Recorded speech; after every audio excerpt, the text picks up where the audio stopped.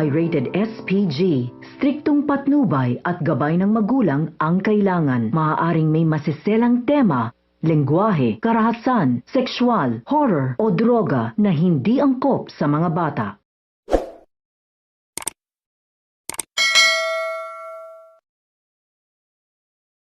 Narito ang mga kaganapan na ating abangan mamaya sa House of Lies. Sa ospital, napansin ni Marge na balisa si Paulo at tinanong niya kung okay ba ito.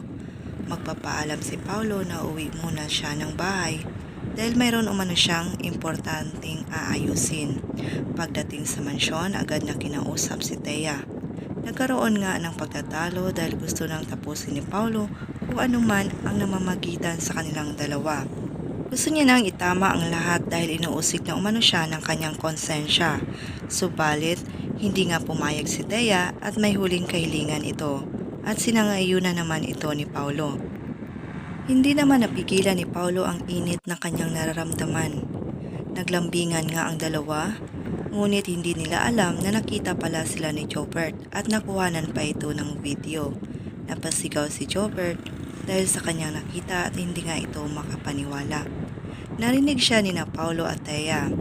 Agad namang pinuntahan ni Thea si Jobert at inagaw ang telepono.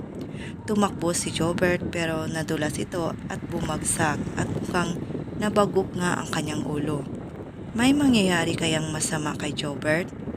At matunton pa kaya ni Marge ang kinaroonan ng kanyang ina? Lahat ng yan ay ating abangan mamaya. Maraming salamat po sa inyong panonood at huwag kalimutang mag-subscribe for more updates. Bye!